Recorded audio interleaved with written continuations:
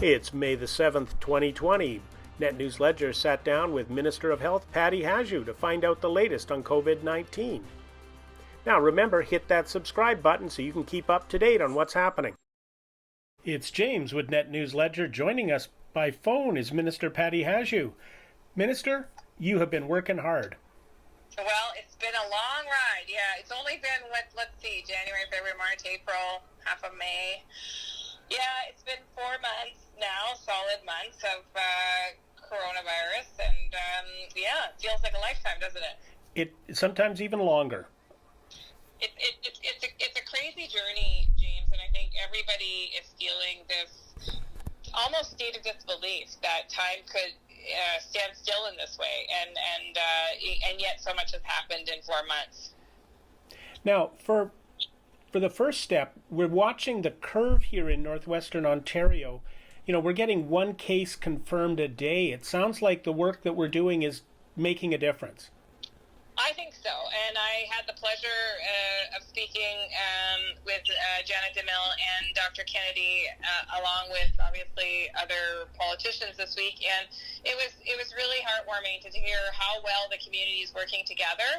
That integration is just essential. You know, the health unit and the hospital and the city and all of the other partners around the table working so hard to make sure that they really have a handle on who's getting sick, how quickly we can get them tested, how quickly we can find their close contacts, and then, you know, the hospital just being ready to manage these in a very organized way. I think it's making a big difference in Northern Ontario. I wouldn't say we're out of the woods yet at all, because this is an unpredictable ride, as you know, but I think that coordination's going a long way, and we're lucky to have such leaders.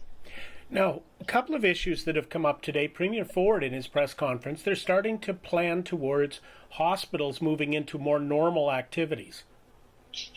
Yeah, I mean, I think, listen, everybody's struggling with the whole how to reopen the economy safely.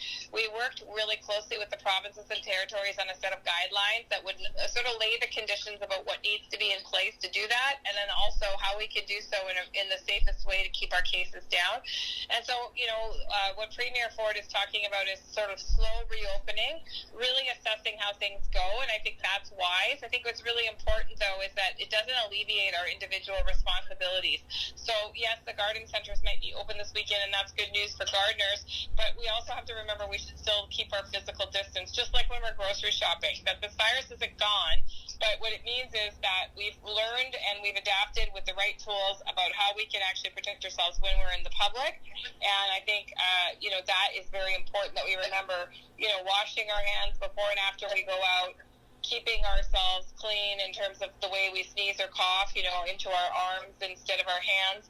And, of course, staying home if you're sick, most important rule. Now, some of the areas that are starting to show up for problems, last night we were reporting that Via Rail has suspended the Canadian and the ocean routes and the route up to Thompson. Greyhound has cancelled out what's left of its routes. Here in northwestern Ontario, intercommunity buses is over, with the Casper suspending their service a week ago. And this confused me a little bit, because we're starting to talk about health options coming together, and I'm wondering how people in northwestern Ontario who've used, say, for example, intercity buses are going to be able to get around. Well, there are other modes of transportation. For example, some of the small communities have regular chartered buses back and forth to the hospital. So in my riding, for example, they've made accommodations through their municipalities to make sure that they have transport available. But listen, there is money available federally. It has to, though, of course, be flowing through the provinces and the territories. And so if the province of Ontario wants to expand bus route in Northern Ontario, we remain there and ready to assist in that case.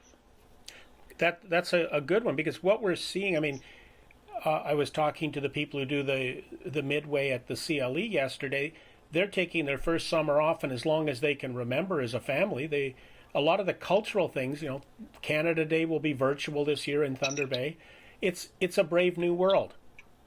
Well, it is, and I think that's one of the things that we can't expect to come back too quickly is large group gatherings, whether it is the CLE or whether it's, a number of musical festivals or other kinds of summer festivals, and that's too bad because so many people enjoy those, and it's such a big part of our culture for Thunder Bay. But I think better safe than sorry, and it's really, really important that we get, a little bit further ahead in this disease before we actually take the risk of having large groups where lots of people congregate for long periods of time. Now, one thing that I've noticed is that there's people on social media and they're finding kind of the, for lack of a better term, the crazy conspiracy theories that this is all just a front or something silly. What would you say to people that are coming up with those ideas? Well, I don't know. I mean, there's a lot of theories out there about how this virus came to be and what we should do about, the beginnings of the virus. And listen, I think that everybody wants to know those answers. But when if you think that it's not real, then I can just point to some of our closest neighbors and friends. Take a look at what's happening in New York City. That's pretty close to us. Other, large centers. You don't have to go very far. You can look at Montreal and Quebec in the outbreaks in long-term care facilities that have, really driven up our death rate. 82% of our deaths are in long-term care facilities. That's our seniors, our grandparents, our parents. So this is a very real virus. And I think in terms of, the conspiracy theories that may be on the internet about where it happened, and there will be an investigation. Do not worry on everybody's response, including the world's response, including the World Health Organization's response. And that's the responsible thing to do so that we can strengthen our own responses to future outbreaks and illnesses. Now, the government has been doing an awful lot lately to bolster the economy. It's on somewhat virtual shutdown. What other things, or what would you like to comment on that, and what do our readers and viewers need to know? Well, listen, what we said right from the very beginning was we'll be there for Canadians. And as you know, we have a number of different measures. We have individual supports, income replacement supports for students, supports for small businesses, supports for specific sectors that are really struggling. And we continue to assess what needs to be done. I'll tell you this, we are going to work our hardest to make sure that people survive this and that we come out stronger on the other end, and that includes our business community. Is there anything you'd like to share with the riding minister? It's just that it's a good reminder to everybody that although we are starting to see some light at the end of the tunnel, it's really important we don't take our foot off the gas pedal, so to speak.